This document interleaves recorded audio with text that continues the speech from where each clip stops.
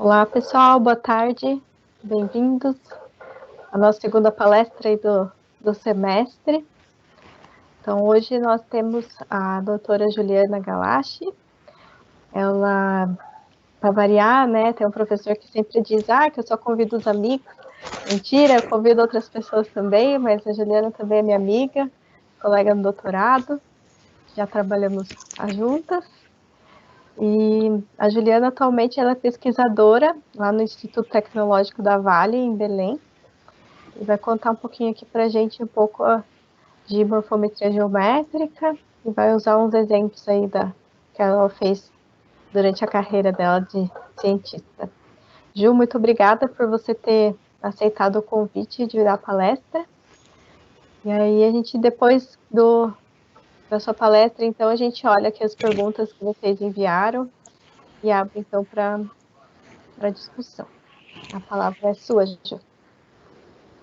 Obrigada, Patrícia. Não sei se travou aqui um pouquinho para mim. Não sei se travou para vocês. Eu primeiro queria dar boa tarde para todo mundo e agradecer o convite. Eu que agradeço o convite, pela oportunidade de poder falar sobre morfometria, que é um assunto, não é todo mundo que já ouviu falar, que conhece. É assim, eu acho que as coisas que podem falar para ti, porque tu só chama amigo, mas você também só chama abelhudo. Sou mais uma abelhuda do grupo. E eu posso compartilhar a tela com vocês para começar a apresentação? Eu só me dão um okzinho aí se estiverem enxergando.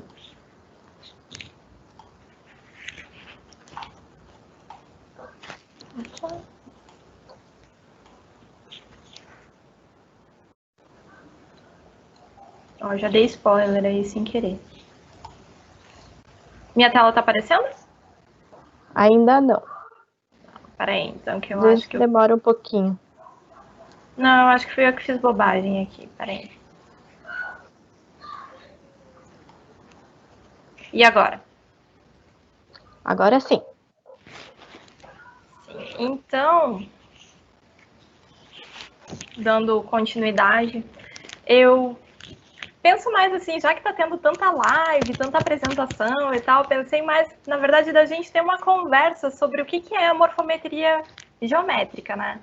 Quando a Patrícia me chamou, a gente ficou pensando num título sobre o que falar, né, de morfometria geométrica e suas aplicações na zoologia. Eu já vou dar um spoiler para vocês.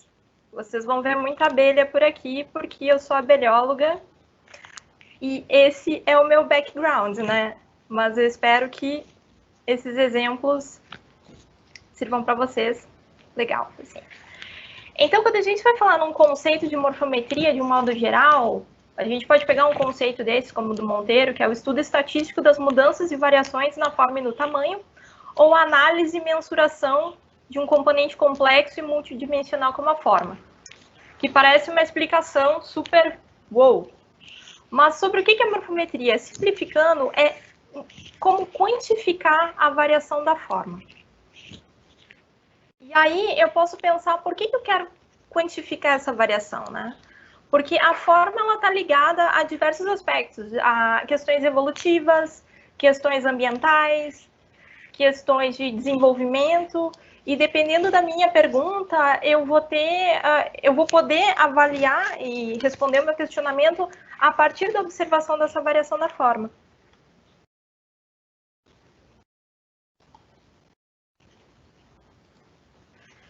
Então, no entanto, como essa observação já diz, um conjunto de distâncias lineares é normalmente insuficiente para capturar a geometria do objeto original. Sendo assim, alguns aspectos da forma são perdidos.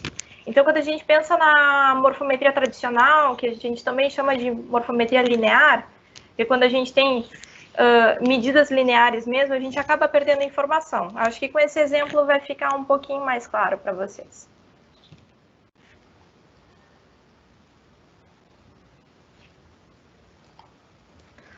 Digamos que eu apresente um quadrado e um círculo para vocês. Só que a medida em preto, ela é exatamente igual. Então tá, digamos que eu fiz essas medidas, eu tomei essas medidas lineares e vou passar para vocês analisarem. Mas vocês vão receber só uma tabela com essa informação. E aí, com essa medida, vocês podem pegar e fazer uma inferência de que esses organismos são iguais, quando, na verdade, eu perdi uma série de informações. E é isso que acaba acontecendo em alguns momentos quando a gente usa a morfometria tradicional. A gente acaba perdendo informação da forma. Então, a morfometria geométrica, agora falando, é um conjunto de teorias e técnicas no estudo das formas de estrutura biológica que são utilizados. Aqui fala marcos anatômicos, mas não é só marco anatômico. A gente também utiliza, por exemplo, abordagens avaliando o contorno da forma, também são consideradas morfometria geométrica. O que interessa é que seja uma abordagem que não perca essa informação de forma. E esses landmarks, eles permitem identificar essas variações, como vocês podem ver, tanto no crânio, aqui, como numa estrutura óssea, como numa asa, permite identificar essas variações entre mesmas estruturas, né, em diferentes exemplares de estudo. Consequentemente, a gente pensa nas diversas aplicações que isso pode ter. Então, a gente tem um avanço em relação às análises estatísticas da forma, né? Porque a gente começa a trabalhar com coordenadas e detecta essas variações que normalmente são indetectáveis, como eu exemplifiquei para vocês anteriormente. E isso é muito importante, principalmente quando a gente está pensando em biodiversidade, que a gente pensa em variedade de organismos vivos. Aqui, nesse exemplo, tem tanto vertebrado, invertebrado, plantas, porque a gente também usa muito morfometria geométrica com plantas, embora eu não tenha abordado nessa apresentação. Tem muitas publicações com plantas saindo, tanto usando flores, quanto usando o limbo das folhas. E, inclusive, eu já fiz uma colaboração com morfometria de flor. Mas, então, essa variedade morfológica, ela é observável e ela pode ser mensurada e pode nos dar diversas respostas em relação a esses organismos, como eles interagem, como eles se alimentam, qual a relação entre eles, certo? Então, a gente pensando em termos de anos 80, várias coisas legais surgiram entre os anos 80 e 90, como a gente pode ver o lançamento, continuidade da saga do Star Wars, primeira trilogia, né, só para constar. Lançaram o Atari, tiveram vários filmes interessantes, mas também tiveram muitas publicações interessantes, como, por exemplo, essa do James Rolfe e do Slice, sobre o método de Procrustes, e, finalmente, a publicação de uma revolução na morfometria, que fala justamente sobre essa nova abordagem da morfometria geométrica, utilizando marcos anatômicos e análise de Procrustes, que a gente vai falar um pouquinho mais para frente. Então, isso aconteceu basicamente no final dos anos 80, início dos anos 90, que se proliferou essa série de publicações, abordando essa questão de morfologia quantitativa, né? Mais a avaliação da forma dos organismos e a possibilidade de um tratamento estatístico da variação, principalmente utilizando estatística multivariada, né? Como análise de componente principal, análises canônicas e uma outra série de análises que já eram usadas em diferentes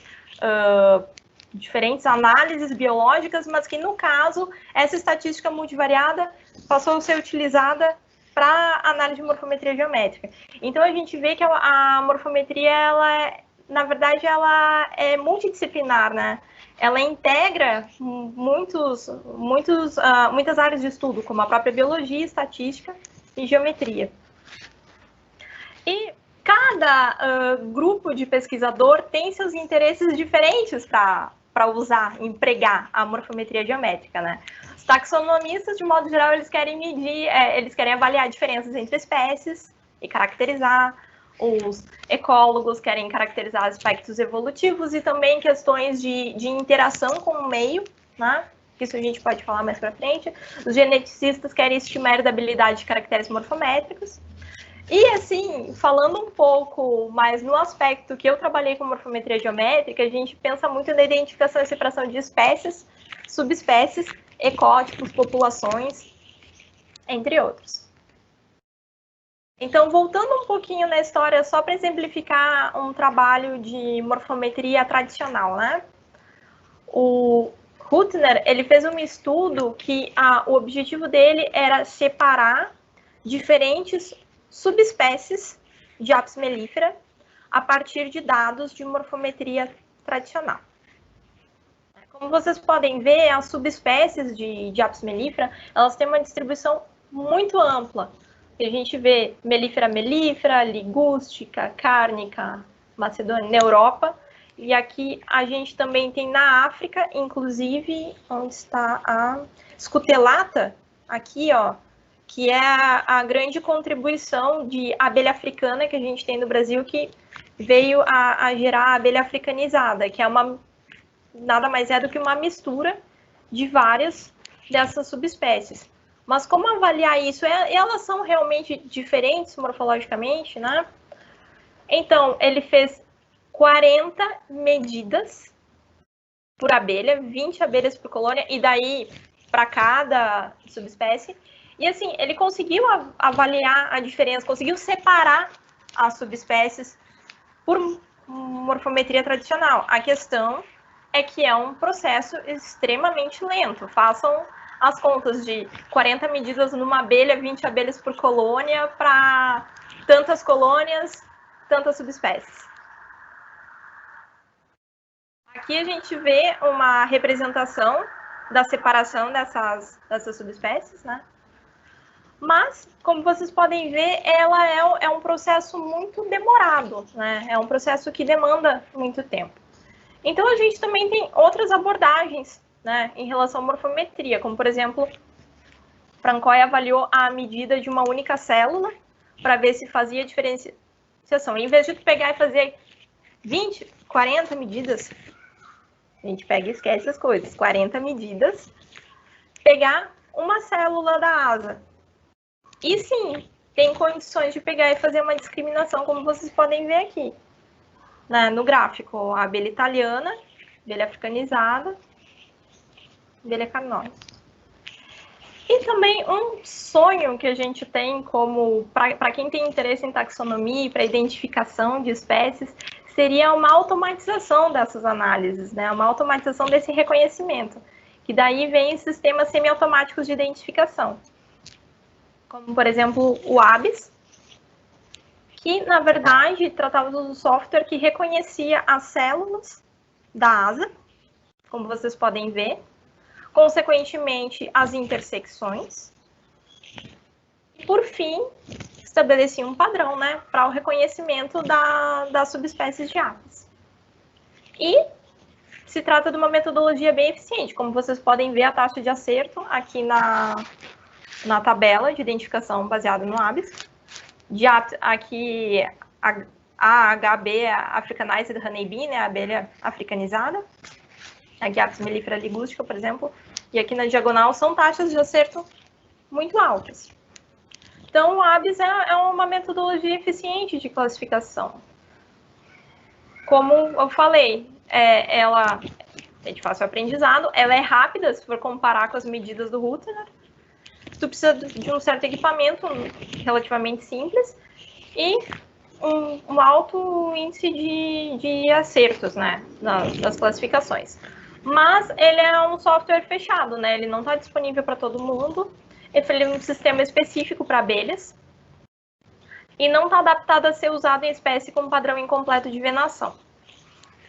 Que é uma situação assim, por exemplo, como vocês podem ver nessa imagem, a Apis mellifera, assim como outras abelhas, outros insetos, tem o padrão de venação bem definido, tá?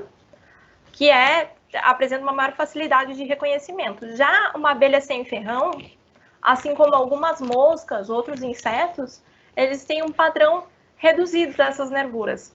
Então, um sistema de reconhecimento automático como o ABIS não funciona. Daí que começou a ser usado marco anatômico para fazer as análises das abelhas sem ferrão. Então, é diferente, porque eu posso estabelecer as intersecções, né? Aqui, só para lembrar para vocês que morfometria é um método baseado em marco anatômico, mas também pode ser baseado em contorno.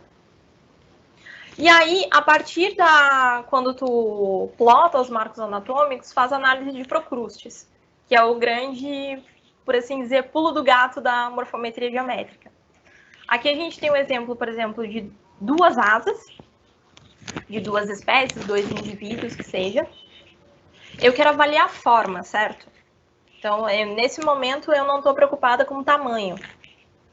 Então, esses indivíduos, essas asas, a estrutura que tu está estudando, vai ser escalonada para o mesmo tamanho. Daí, isso vai calcular um centroide. Essas imagens vão ser sobrepostas sobre seus centroides e, posteriormente, rotacionadas. Então, assim, qual é a variação que eu vou trabalhar, na verdade? Vocês estão vendo que os mesmos pontos, eles têm indivíduos diferentes, um certo deslocamento? Tá? O que acontece? Esse ponto é a posição que eu estou estudando. Vai ser calculada uma posição média desse ponto, e aí vão ter os desvios que são correspondentes à variação dos indivíduos. Esses desvios, esses resíduos, são os resíduos de Procrustes, e é com que a gente trabalha, de fato, para avaliar a variação da forma. Então, aqui, por exemplo, uma avaliação dessa vez não com ABS, mas com marcos anatômicos, morfometria geométrica, com diferentes subespécies de Apis mellifera, 85% de acerto nas classificações. A gente vê que pela forma da asa, né, pela posição dos marcos anatômicos, as subespécies são bem discriminadas, certo?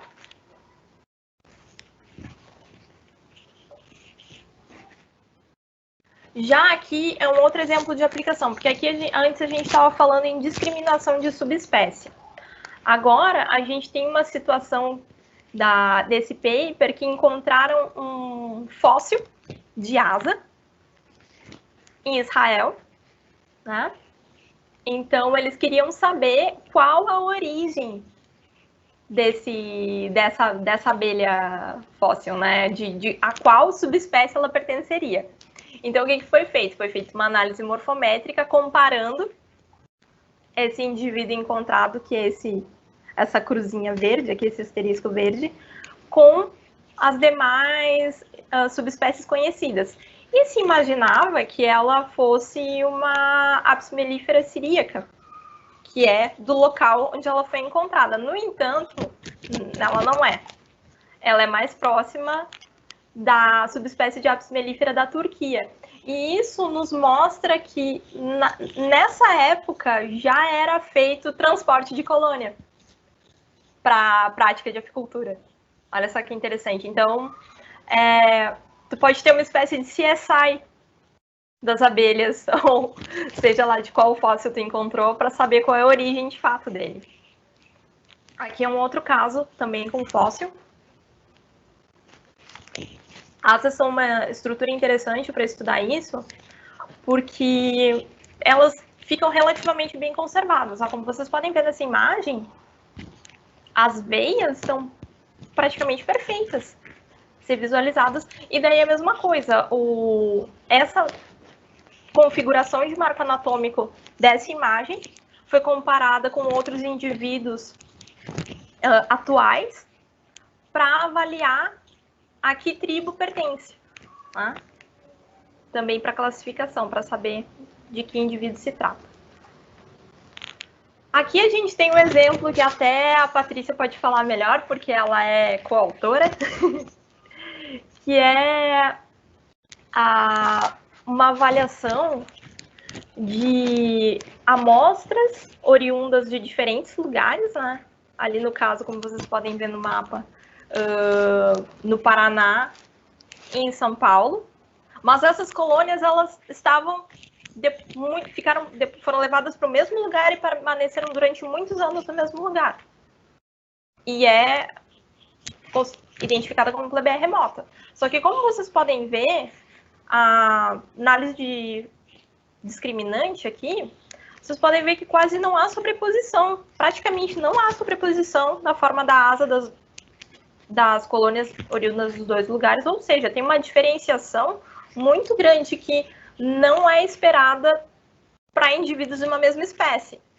Talvez a gente esteja observando um processo de diferenciação já, né?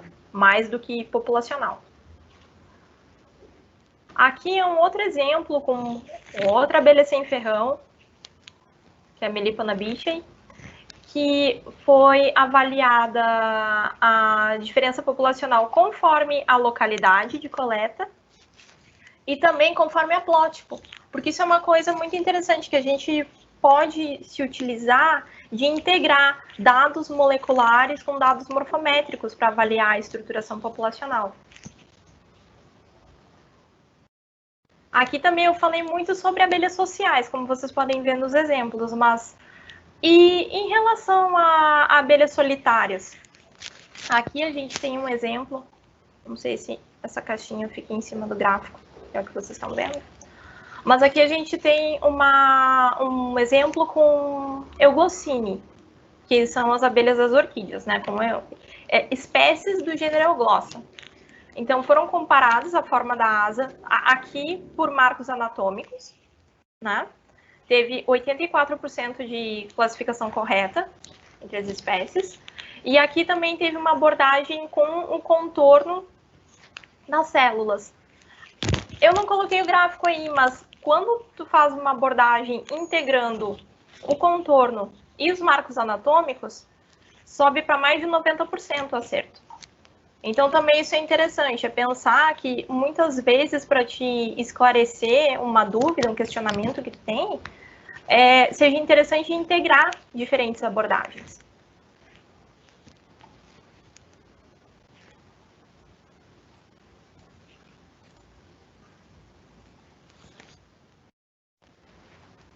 Aqui, então, só para exemplificar para vocês como é que eu fui parar nessa história de morfometria. Aqui é uma representação minha um pouco mais magra e como era o meu cabelo antes de ter raspado em abril. Mas assim, eu sempre trabalhei com entomologia, eu trabalhei com diversos aspectos, desde o início da graduação. E durante o mestrado, eu trabalhei com filogenia.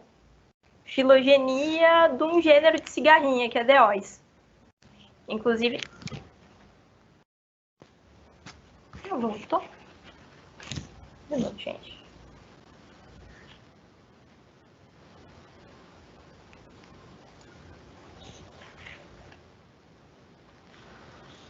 Trabalhei com Deóis. E uma das coisas que me chamou muita atenção é justamente essa espécie Deóis flexuosa, que ela tinha uma variação, apesar de caracteres morfológicos dela serem bem conservados, da morfologia externa, a variação de coloração da asa era uma coisa absurda, sabe? A mesma espécie tinha, dependendo da área de coleta, uma variação absurda nesses padrões mais claros. Inclusive, não só o padrão da mancha, como a coloração mais amarelada ou mais avermelhada variava bastante.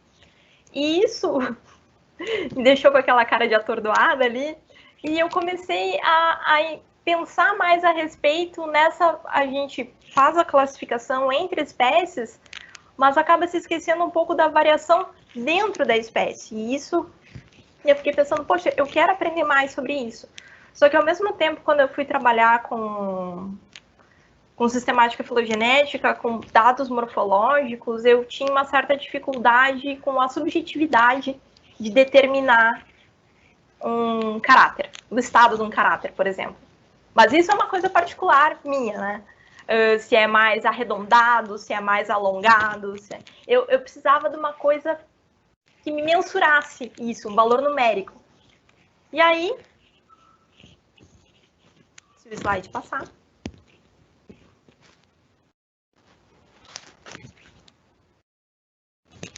Suspense.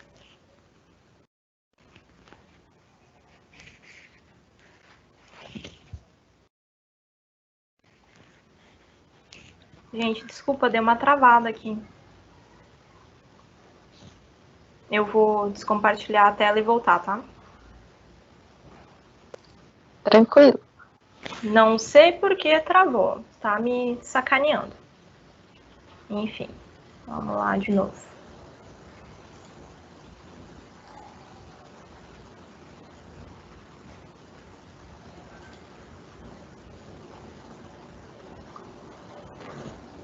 Voltou a aparecer para vocês?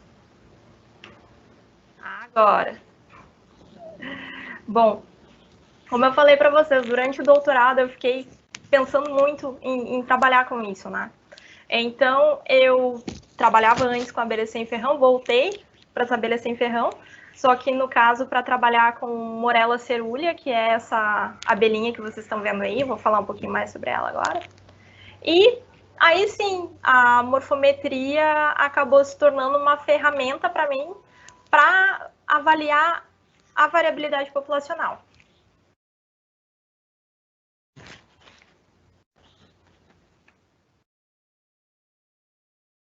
De novo. Opa. Era atrás. Então, o objetivo do meu doutorado foi caracterizar e mapear essa variação das abelhas sem ferrão da Morella cerulea e também de uma outra espécie, que é a Plebea nigriceps, que está aí do ladinho, para entender a estrutura populacional e para pensar na conservação dela, porque são duas espécies de abelha sem ferrão que a gente não sabe praticamente nada, né? Principalmente a Morella cerulea, vou contar para vocês o porquê agora. Ela é uma abelha, primeiro que assim, ela é a única representante do gênero Morella.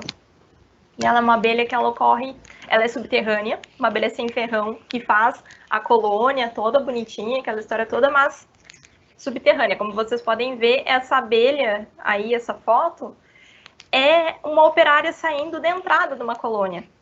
Só que assim, isso aí é chão, é cascalho, então elas são muito difíceis de encontrar. E elas ocorrem em área de pampa e de campo de cima da serra. Vocês podem ver aí no Brasil a distribuição dela é praticamente a região sul, né? E aí para vocês terem uma ideia de como é que é a arquitetura do ninho. O ninho ele fica mais ou menos, a colônia fica 1,5 metro, 2 metros de profundidade. Então elas são muito vulneráveis, principalmente em áreas de agricultura, né? E a outra abelhinha também, porque a Morella é muito difícil de encontrar, então eu sugeri incluir mais uma espécie de abelha para a gente avaliar com uma distribuição similar, até para a gente comparar, né? Que é essa abelha gigante que vocês estão vendo nessa fotografia, Plebea nigriceps, também de distribuição no sul, mas ela ocorre tanto em pampa como em mata atlântica.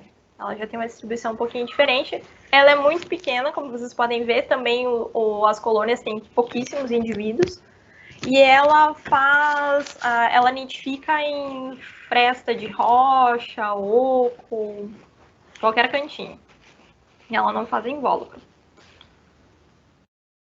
Bom, aí a gente pegou as coletas dessas abelhas foram feitas, como vocês podem ver, da Morella, que está principalmente ligada ao Pampa, nessas áreas, tanto considerando campanha Censo Escrito, como ali no Serra do Sudeste, e também foi em Viamão, aquele ponto ali perto, considerado Depressão Central, né, que é região de contato mais entre Mata Atlântica e Pampa. E aí a Plebea nigriceps tem tanto coletas de área considerada pampa como de Mata Atlântica. Então, o que a morfometria nos mostrou? Nos mostrou uma diferenciação entre essas populações, embora as amostras de Alegrete e de Bagé tenham se destacado das demais, né? Candiota, Turuçu e Viamão tiveram uma sobreposição. Essa variação morfológica encontrada, ela tem correlação com a distribuição geográfica, né? Conforme o teste de Mantel. Também tem congruência com... A gente avaliou barcode, né? Citocromoxidase 1. E tem congruência também os padrões de relação. E A Plebeia nigriceps, a gente encontrou uma questão semelhante também. Tem essa correlação de variação morfológica, né, distâncias morfológicas e distâncias geográficas. Mas o que a gente vê é um gradiente de leste para oeste no gráfico que se reflete no mapa mesmo. Essa aqui justamente, é praticamente um transecto de coleta, essa variação segundo esse primeiro eixo. E aqui é no ponto que a gente coletou em Santa Maria, que foi mais diferenciado. A gente observa uma sobreposição, elas são mais similares, né, morfometricamente. E por esse segundo eixo, as populações que mais se distanciam são a de Alegrete e a de Turuçu, que também correspondem à maior distância geográfica, né? Então, com isso, a gente viu que realmente a distribuição e o ambiente onde elas estão tem influência no padrão da venação, né? Agora, falando um pouquinho mais sobre abordagens mais recentes em relação à morfometria. Eu já tinha falado para vocês antes do ABS e tem uma busca de automatizar o reconhecimento de espécies, de um modo geral, e as pessoas não, tipo, a gente não desistiu, a gente está atrás disso. E uma das abordagens que tem sido usadas agora é o uso de redes neurais e redes neurais convolucionais.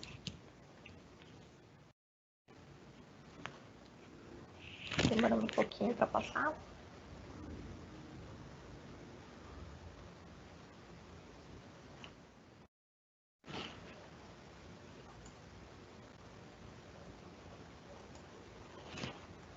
Então, falando em relação à morfometria geométrica e redes neurais. Quem trabalha com biologia, trabalha com diversidade, sendo sistemata ou não, sabe que a gente tem uma alta diversidade de espécies, muitas delas não têm revisão taxonômica, a gente tem um viés de amostragem muito grande, com áreas muito bem conhecidas e áreas que têm lacunas absurdas, e falta gente para avaliar tudo. Eu sei que tem muita gente que trabalha com sistemática, mas se tu fizer uma proporção para a biodiversidade, não dá conta. Então, o que acontece? A gente busca, tem essa busca por abordagens alternativas de identificação. E aqui eu chamo a atenção que não é substitutiva, é alternativa. A gente sempre vai precisar do trabalho de um sistemata, de um especialista no grupo, para fazer a identificação e reconhecimento daquela espécie. O que a gente pode fazer é auxiliar e tornar esse processo mais ágil, aprendendo os padrões de cada espécie. Então, a gente teve esse estudo de caso aqui.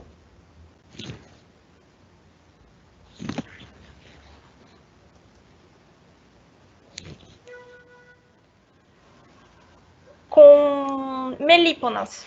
Atualmente, eu estou morando em Belém, no Pará, e aqui tem uma diversidade de abelhas sem ferrão do gênero Melípona muito grande. E nós escolhemos 8 espécies para testar a abordagem de rede neural. Só para deixar aí para vocês, em relação ao N amostral, tem espécies que a gente conseguiu um N amostral bem grande, e tem outras espécies que a gente conseguiu um N amostral mais baixo. Eu chamo a atenção disso. Vocês logo vão ver o porquê. Aqui é uma análise morfométrica que normalmente se utiliza com uma análise multivariada, uma análise canônica, para discriminação de grupo. Foi possível discriminar os grupos. Vocês veem que tem certas espécies que têm uma grande sobreposição, porque elas têm similaridade morfológica mesmo. Mas pelas distâncias de Mahalanobis é possível separar todas. O que eu já dou um spoiler para vocês, que é uma coisa que a rede neural não tem sensibilidade de identificar. o que a gente está vendo, esses clusters aqui de espécies, eles correspondem a subespécies do gênero. Aliás, desculpa, subgêneros, sabe? Grupos que já são taxonomicamente conhecidos. Então, o que a gente já consegue enxergar aí sem fazer uma análise, mas o ideal é fazer uma análise posterior, é que provavelmente o padrão de venação no gênero Melipona conserve algum sinal filogenético.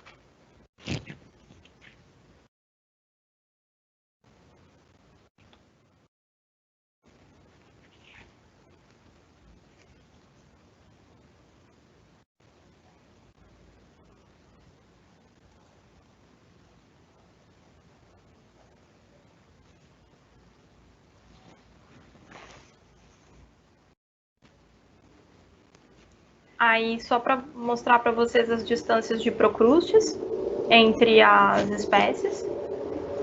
E em relação às redes neurais, que a rede neural ela te fornece uma taxa de acerto, assim como uma análise de função discriminante, né?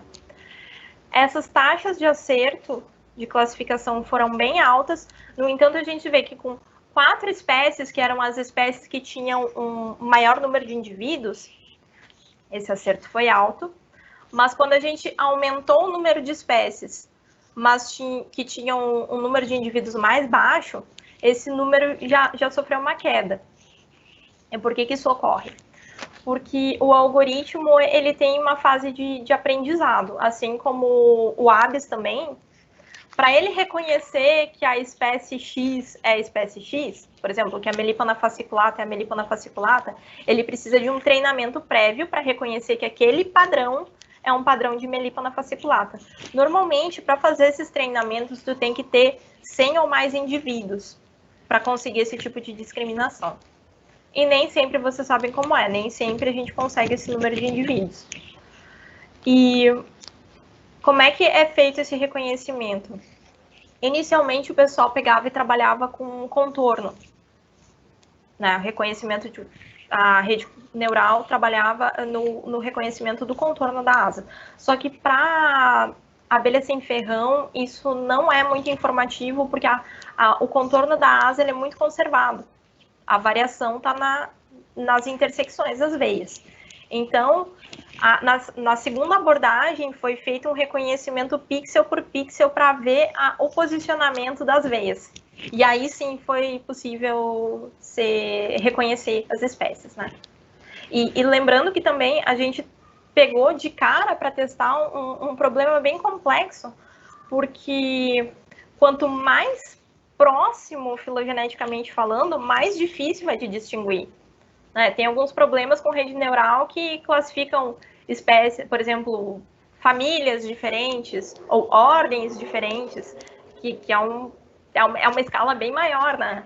E é mais fácil de diferenciar. Nesse caso, mesmo sendo abelhas dentro do mesmo, espécies de abelhas dentro do mesmo gênero, a gente teve uma acurácia alta.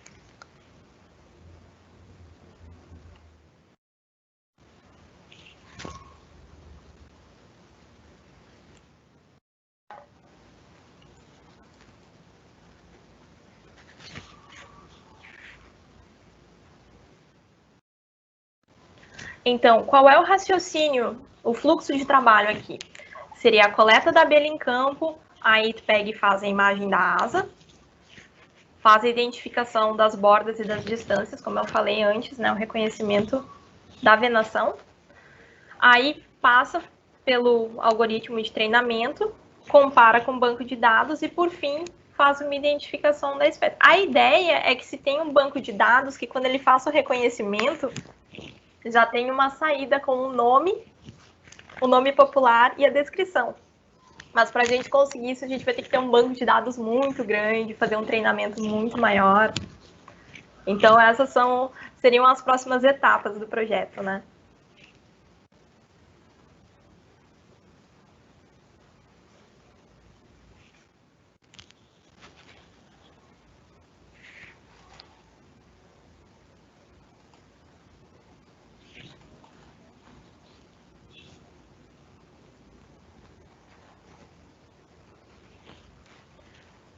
aqui falando em uma outra abordagem, mais em relação à análise da forma em relação ao ambiente, a gente pode dar um exemplo de assimetria flutuante em relação tanto à alteração ambiental como exposição a estresse como pesticida.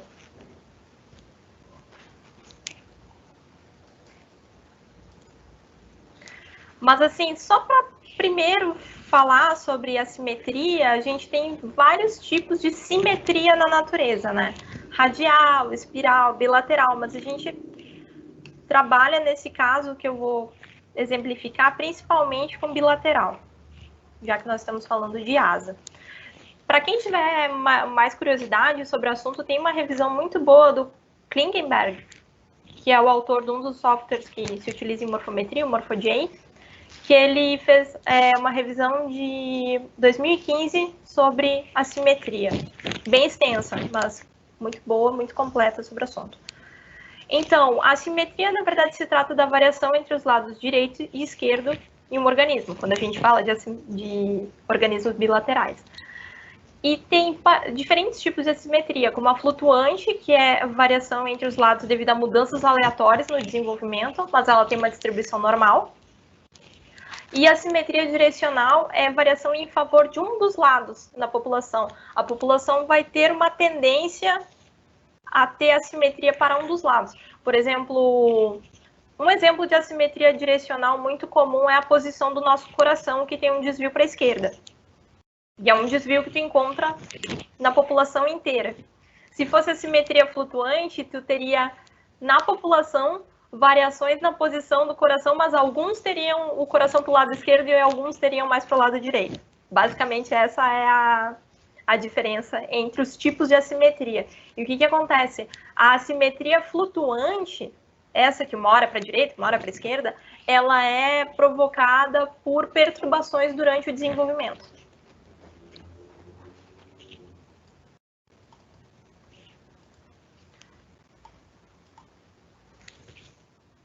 Agora passou demais.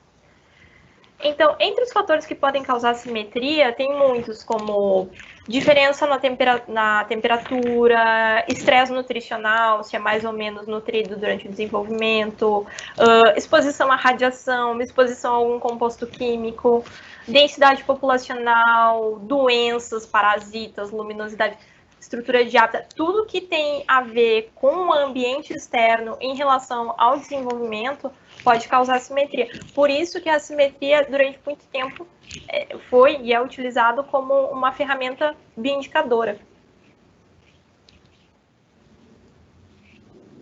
Lá vamos nós de novo. Aqui. Então, a pergunta nesse caso foi numa área de mineração que é mais desmatado. As abelhas teriam asas mais assimétricas em relação às abelhas de ambientes mais preservados? E já tem estudos em outras áreas de mina que encontraram, né, essa relação de assimetria. Aqui só o nosso modelo para apresentar para vocês é a Melipona seminigra, uruçupoca de renda. Ela está com esse chip colado no pronoto porque ela participou de um outro experimento que a Patrícia pode contar para vocês um dia de raio de voo. Ela participou. Então, assim, eu tinha 2 áreas, né, basicamente, 4 meliponários, 2 em cada área. 2 numa área bem alterada e 2 numa área onde a vegetação, como vocês podem ver, bem preservada. Foram feitas coletas mensais durante um ano, um total de 12 colônias avaliadas. E o que a gente encontrou? A gente encontrou assimetria flutuante de tamanho em do tamanho da asa, né, em todos os meliponários, mas assimetria direcional só no meliponário que estava na área de mina. A simetria flutuante de forma direcional foi encontrada em todos os meliponários. E a gente viu que, além disso, tem influência do mesmo no tamanho e na forma. Assim como tem influência da colônia na forma das asas também, né? uma vez que a forma da asa é uma característica herdada, é natural que a colônia influencie nessa variação.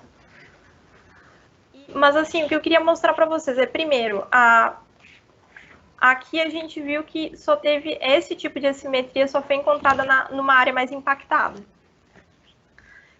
E apesar de ter assimetria, a gente viu assimetria em todos os meliponários, pela forma da asa aqui, da variação da forma em relação à forma média, a gente observa uma variação maior nas asas desse meliponário da mina. E quando a gente vai ver a percentagem de variação nos componentes principais, aqui a gente está exemplificando a variação do componente 1, aqui a gente tem aproximadamente 25% de variação, né? E aqui a gente tem 30 e tantos. Então, realmente, a magnitude dessa variação é maior.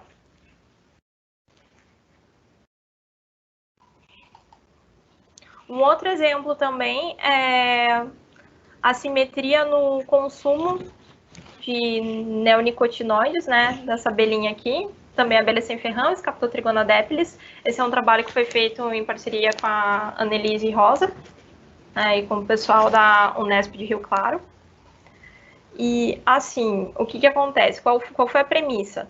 Se a larva ingerindo pesticida durante seu desenvolvimento e apresentar assimetria. Também foi feito um trabalho de morfometria tradicional, né? E eu já adianto para vocês que larvas que se alimentaram com agrotóxico emergiram, as abelhas emergiram bem menores do que as do controle. E o que a gente viu em relação à assimetria foi um aumento de magnitude da assimetria conforme a dose ingerida aumentava. Quanto maior a dose de pesticida, maior a magnitude da assimetria. E esse estudo de assimetria também, ele nos auxilia para estabelecer protocolos de criação, né?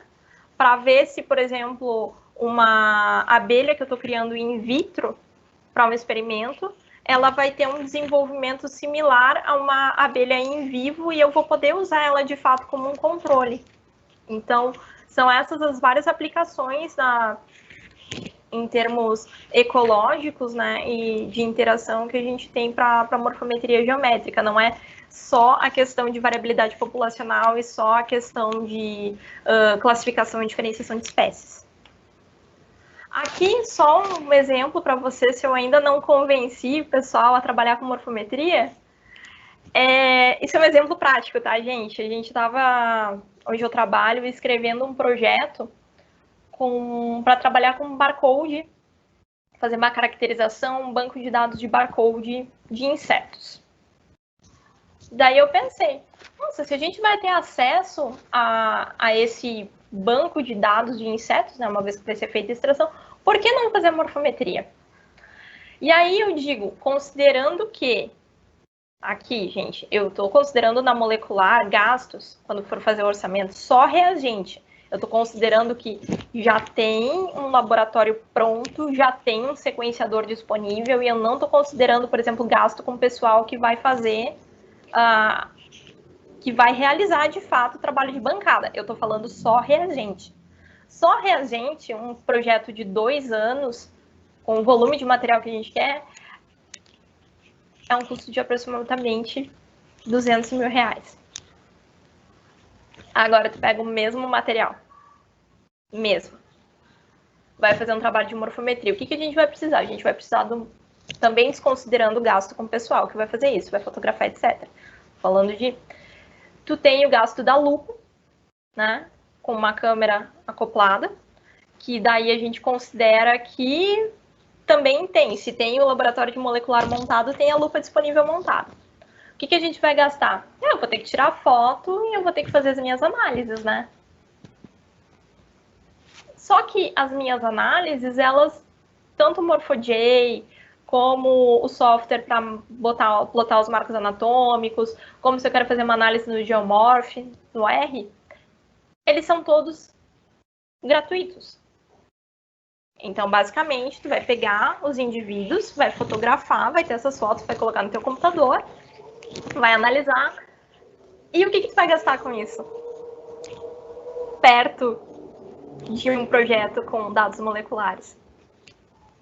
Bom, já adianto para vocês que não tem que colocar no orçamento. Se for colocar alguma coisa no orçamento, quando muito, vai ser lâmina e lamínula para fazer as asas, o que é um custo irrisório perto desse montante que eu mostrei para vocês. Então, quando vocês pensarem em avaliar morfometria, assim, começar um projeto de morfometria, pensem nisso. Daí vocês vão me dizer, Juliana, mas eu não tenho verba para fazer coleta. Tá, tudo bem, tu me disse que o custo é baixo e eu posso fazer coisas realmente interessantes, mas onde é que eu vou conseguir meus dados? Gente, e eu acho que é a fonte mais rica e eu chamo muita atenção, museu. Gente, tem muito material em museu, muita informação importante, dependendo da pergunta que tu formular, tu tem um tesouro nas mãos. Basta fazer formular a tua hipótese que tu pode responder com esse material. E o interessante é que, por exemplo, assim, uma vez que tu faz uma grande coleta e deposita esse material, tu pode utilizar o mesmo conjunto de dados para responder diversas perguntas. E esse banco de dados ele vai ser útil para outras pessoas. Que é uma coisa que eu fico muito pensando assim, e eu faço essa provocação. Já que tem bancos de dados de sequências, por que não bancos de dados de imagens, né? E mais uma coisa, só para o finzinho aqui, é que a comunidade morfométrica é gigante. Assim, eu estou mostrando esse monte de carinhas para vocês, mas essa imagem aí mais na vertical são os participantes do curso de Introdução à Morfometria Geométrica que teve agora no último mês, acabou semana passada, se não me engano, oferecido pelo Hugo Benítez, do Chile. Muitos participantes, um curso totalmente online, foi sensacional. E aqui também o número de participantes do Congresso Ibero-Americano de Morfometria Geométrica. Então, tem muita gente trabalhando, muita gente acessível que dá para trocar ideia e entrar em contato. E era isso que eu tinha para falar para vocês. Muito obrigada pela atenção. Obrigada, Ju. Foi muito boa essa apresentação. Se você quiser, não sei se consegue enxergar a gente. Pronto. Agora eu consigo. Peraí. Ah, meu Deus. Não quero compartilhar. Como é que descompartilha? Eu acho que já tirei, né, Paty? Sim, não estamos só te vendo. Só estou te vendo. Deixa eu acender a luz, né? Porque eu tô na escuridão. Anoiteceu aqui. Geralmente, eu tenho que começar a perguntar para as pessoas colocarem perguntas, mas hoje já temos algumas perguntas. Ai, meu Deus, então, será como que não aparece? Responder? Se eu souber a gente falar, não sei. Paciência. Próximo.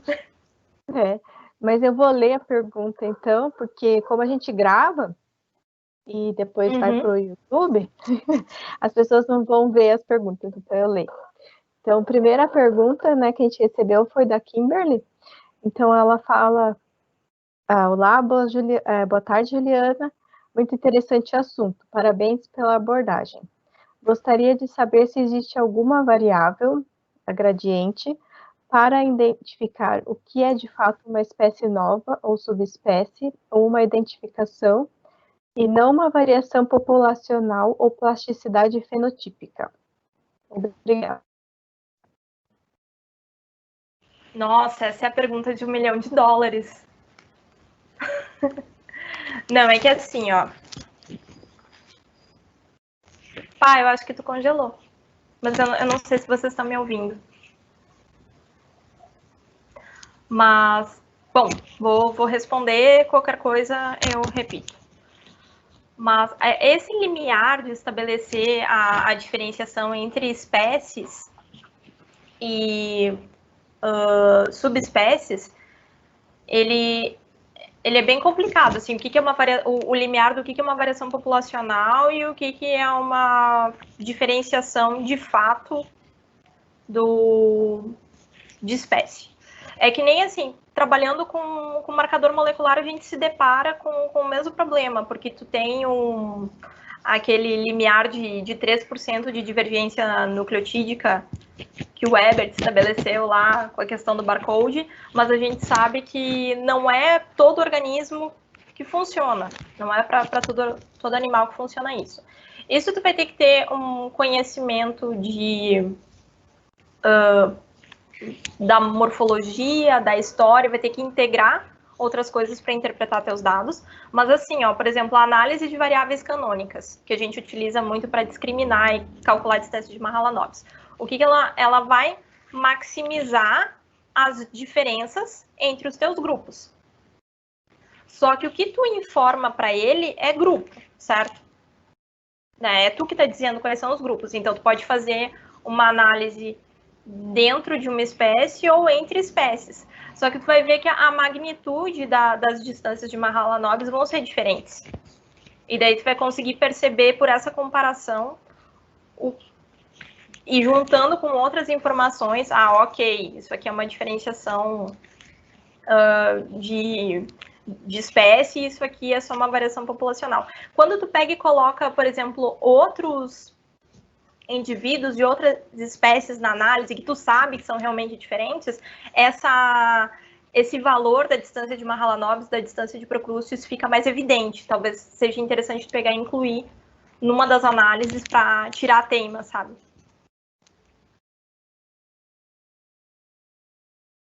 Obrigada, Ju. Tem uma outra pessoa, o Rômulo, perguntando se você conhece algum trabalho com cochonilhas nessa abordagem. Nossa, cochonilha! Eu não conheço, mas seria muito interessante, porque eu sei. Agora eu não estou me lembrando de cabeça, mas eu sei que tem trabalhos com morfometria tradicional com cochonilha, porque eu sei que tem toda uma dificuldade, preparo de lâmina, etc.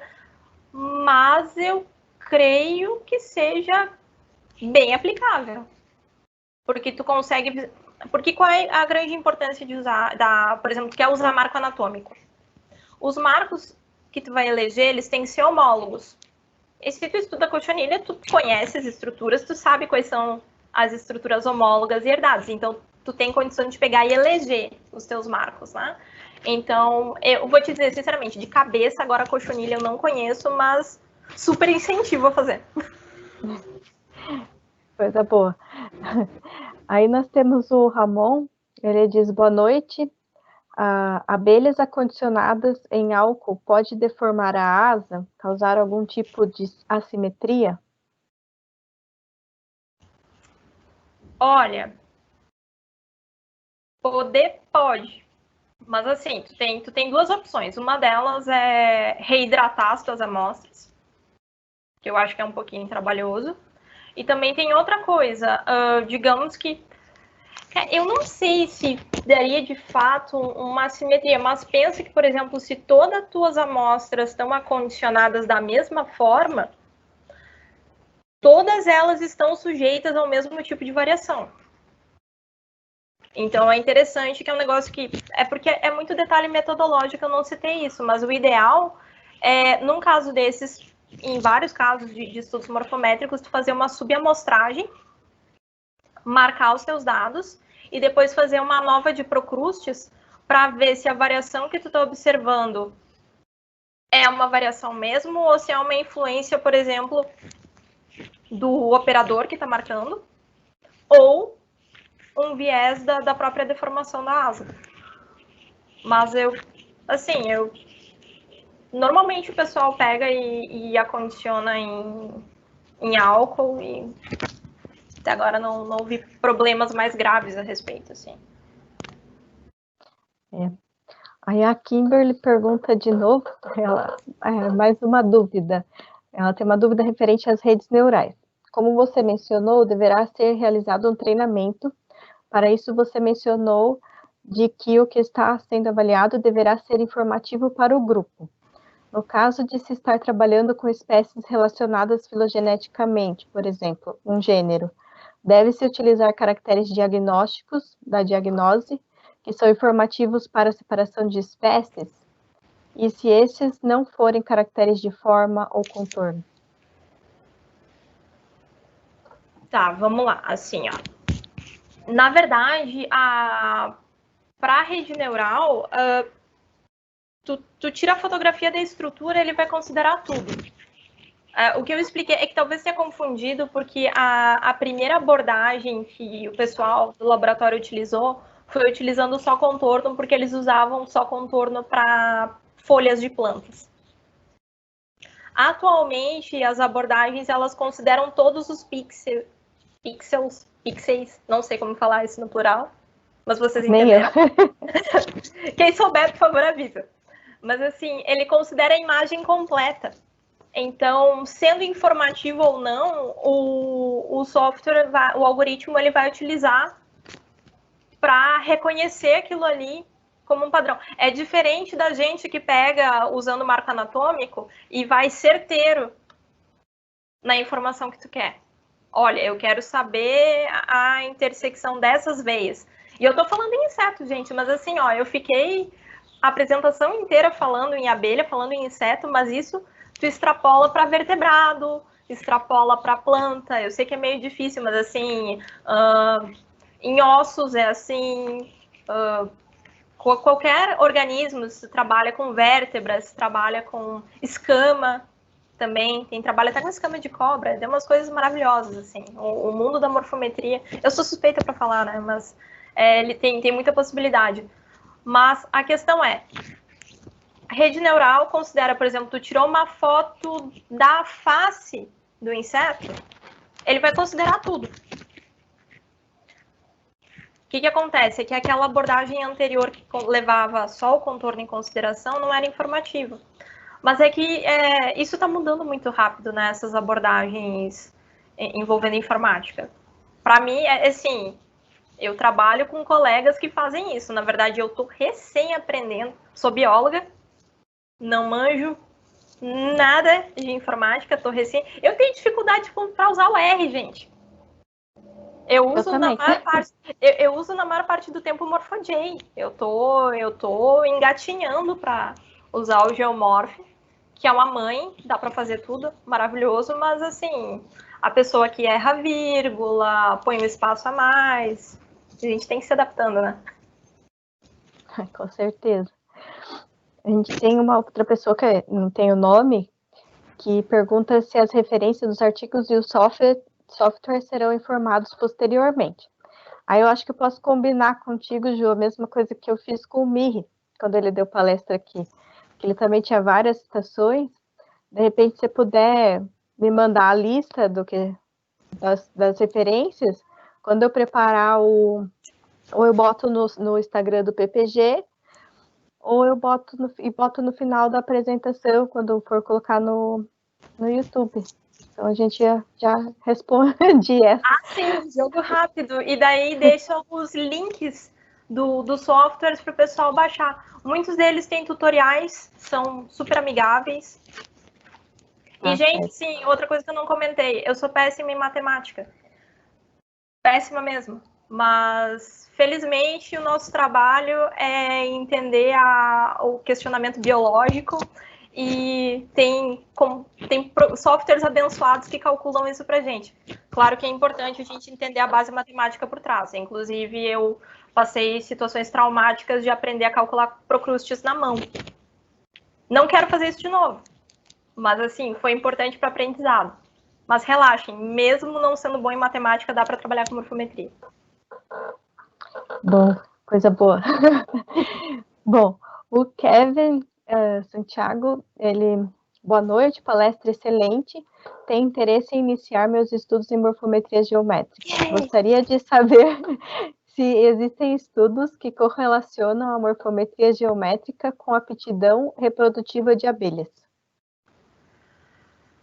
A aptidão reprodutiva, exatamente assim, nesses termos, eu acho que não tem.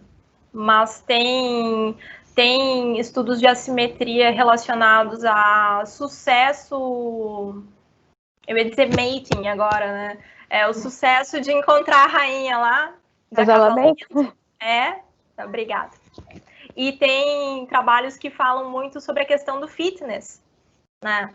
A morfometria e o fitness. E também tem outros... É que se eu fosse botar todos os trabalhos hoje, eu ia ficar falando até amanhã, né? Tem trabalhos também que falam sobre a questão de... Agora, falando nisso, eu lembrei do desenvolvimento de zangões na colônia. E que zangões, eles estão mais sujeitos à assimetria, por exemplo, perturbação no desenvolvimento, do que as operárias pela posição deles no favo. Então, tem uma série de aspectos e é uma questão que pode ser explorada, né, inclusive. Ah, legal. Aí o Felipe, ele pergunta se existem aplicações para identificação de orquídeas. E caso sim, pode me indicar algo onde possa encontrar mais informações. Olha, orquídea agora, assim, de cabeça, eu não tô lembrando, mas deve ter. Porque tem tem uma leva de trabalhos, agora eu posso procurar e passar o link para a Patrícia, que trabalha com flores com simetria bilateral, aquele jeitão mesmo de orquídea. Então, tem outra coisa que não falei porque não deu tempo, tem eu usei exemplos de simetria de correspondência, que é quando tu tem duas estruturas no corpo, né? Tu tem a direita, tem a esquerda. Por exemplo, se eu for fazer simetria da face, não dá, porque isso aqui é simetria de objeto, que é o caso da flor, que ela, tipo, não tem duas partes, ela tem o lado direito e o lado esquerdo. Então, ela tem uma abordagem um pouquinho diferente, mas funciona, tem trabalhos, e eu vou procurar para passar. Tá. Aí, ainda no mundo da botânica, a Bruna pergunta se é possível fazer uso de algum desses métodos para estudo de morfometria de flores assimétricas. Pode, deve, e até assim, agora de flor assimétrica eu não tô lembrando de cabeça, mas tem um trabalho de folhas assimétricas com arácea, que é interessante procurar. Mas sim, dá para fazer. Inclusive porque agora Paty, eu me perdi. Tem se a flor é bilateral ou radial aí? Eu não sei se ela falou. Não, ela só perguntou Flores. se é assimétrica. Tá, flores assimétricas. Aquela revisão do Klingenberg de 2015 que eu citei na apresentação, ela fala sobre como avaliar diferentes tipos de assimetria em diferentes tipos de simetria. Então, radial, espiral, tá tudo lá. A gente fala muito na bilateral, mas tem outras formas de avaliação também. É um mundo, né, Gil? Cara, é um mundo. A Roseli pergunta qual é o N mínimo para que se tenha uma análise morfométrica bem representativa, considerando que o objetivo é comparar populações de ambientes distintos. Assim, não existe número mágico. Não sei se ficou muito claro na minha apresentação, mas, por exemplo, a morela, eu tive pouquíssimas amostras para avaliar. Mas a gente sabe que tem o ideal e tem o que tem para hoje, né? Como vocês viram, as colônias elas são muito difíceis de encontrar, então o meu trabalho tem pouquíssimas colônias e eu acho que é o trabalho que tem o maior número de colônias já registradas.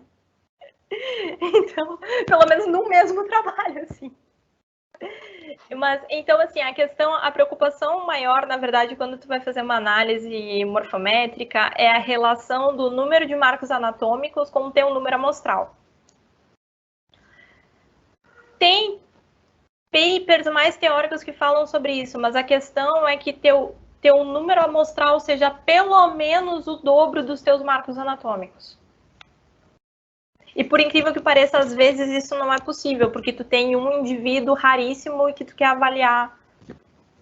Tu precisa avaliar de alguma forma. Mas a ideia é essa. Tu pegar e usar o... É aquela história, quanto mais, melhor, né? Porque daí tu capta melhor a variação. Mas assim, sempre procurar que esse número seja superior ao número de marcos anatômicos que tu vai analisar. Por exemplo, a gente que trabalha com inseto social, a gente costuma pegar 10 indivíduos por colônia. Mas isso também não é um número mágico, sabe? Isso é uma questão que tu tem que... É muito muito mais importante tu te preocupar nessa relação número de marcos anatômicos com o número da tua amostra. Sim. E agora a gente tem até um convite, assim, acho que foi sucesso essa palestra, hein? Ó, o Marcelo pergunta, você pode fazer um curso básico de morfometria geométrica? Eu concordo. Opa! Tamo aí. Eu acho que é bem interessante. É bem interessante, porque vocês viram que eu nem gosto de falar, né? Então, assim, eu acho que é bacana, porque, como vocês viram, eu acho que é uma ferramenta muito versátil, ela é barata, eu acho ela muito interessante, principalmente para quem está no início da graduação, investigar problemas relativamente pontuais e que tu tem um aprendizado bacana e é uma ferramenta que tu pode aplicar para outras coisas ao longo da tua vida, mesmo que tu não vá trabalhar com morfometria direto. Sabe? Então, sim, acho bacana, topei a ideia, podemos desenvolver. Agora a gente tem um oi aqui, acho que você conhece o Vitor Hugo Valiati. Ele quer parabenizar.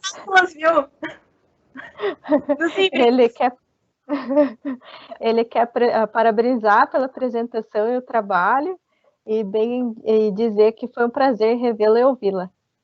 E saudades também. O Arthur Bonfá, ele pergunta se seria possível analisar a diferença da anatomia externa do sistema visual, olhos compostos e ocelos, entre duas espécies de formigas, utilizando macrofotografia. Uau! Tá, vamos lá. Tá querendo... É que assim, eu não entendi direito. Tá querendo ver a diferença dos omatídeos mesmo. Depende, na verdade, assim, ó, depende da definição da tua foto, né? Tu precisa ter uma escala. Tô falando assim que eu entendi. Tu precisa ter uma boa definição da foto, tu precisa ter uma escala e tu tem que ter a preocupação assim, a tua estrutura é 2D ou 3D. Porque assim, eu trapaceio, eu uso estrutura 2D, que é bem facinho de trabalhar, mas de modo geral, quando a gente está trabalhando com uma estrutura 3D, tem que procurar ver a questão da inclinação. Mas eu acho que se a fotografia tem uma qualidade boa e tu enxerga a estrutura, claramente a estrutura que tu quer avaliar, por que não? Na verdade, assim, ó, não precisa ter uma câmera super mirabolante para fazer uma análise morfométrica. Basta ter uma fotografia de qualidade que tu consiga enxergar teus marcos anatômicos. Ou teu contorno, depende do que tu quer trabalhar. Sim. Aí o Rômulo pergunta se você poderia fazer um curso para os PPGs da Unicinos. Meu Deus! Vamos organizar um curso online, Gil. Esse é o novo normal, né, gente? A Bruna, que perguntou das flores, disse obrigada, que ela trabalha com enantiostilia. E a gente tem a gente não tem o nome, né? Parabéns pela palestra. Achei o assunto muito legal. Achei interessante, especialmente a abordagem em relação à bioindicação. Já tive a experiência de encontrar em rios eu não sei falar isso. De Ephemeroptera e Plecoptera com assimetrias nas patas. Seria possível relacionar essas assimetrias com eventos de poluição ou outros impactos que ocorreram anos antes? Anos antes, eu não sei, porque tu tem que ver que o efeito da assimetria naquele efemeróptero ou no inseto, ele ocorreu durante o desenvolvimento dele. Então, tu está pegando um retrato do estresse daquele período de desenvolvimento. Mas, sim, pode relacionar e assim, ó, se tu for fazer uma busca bibliográfica por trabalhos de assimetria flutuante bioindicadores, eles são principalmente feitos com insetos aquáticos. Tem muita coisa para ler e assim, muita coisa para ser explorada. É uma ferramenta que casa muito bem, assim, o inseto aquático como bioindicador e tu avaliar com assimetria. Aí o Renato, ele não é do PPG, mas ele quer fazer o curso. A Bruna, ela diz que ela está propondo um estudo tridimensional para avaliar o posicionamento de anteras e estigmas de uma espécie de gênero Sena. Ó, gostei, é polinização por vibração. Aquela Interessante. Ó, pá, tem que falar, a gente combina tudo depois. Sim. Não, assim, eu acho tão chique esse povo que faz morfometria 3D. Eu queria ter um scanner para... Pois é, gente, e no fim eu peguei e acabei falando de abelha, de inseto, de 2D, uma estrutura só, falei só de asa, mas tem todo esse universo de morfometria 3D, principalmente quem trabalha com vertebrado, eu acho que tem mais essa pegada, e tem uma facilidade maior, inclusive, para fazer as análises agora, né? Pacote para isso, e é bacana ver. Fiquei curiosa agora. Bom, as perguntas acabaram, mas eu acho que foi super interessante, muita interação aqui com o público, várias perguntas. Foi sucesso, agora a gente tem até um curso para planejar.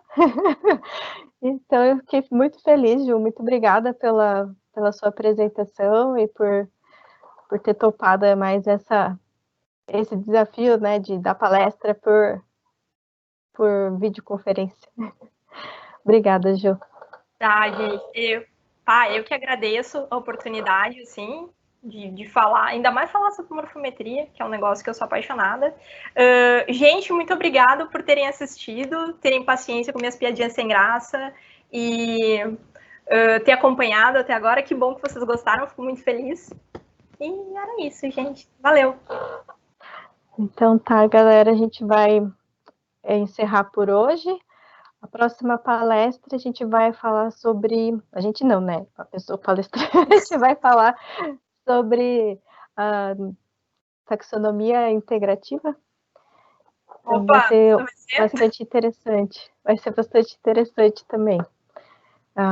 Então, eu aguardo vocês aí a próxima semana e até mais. Boa noite.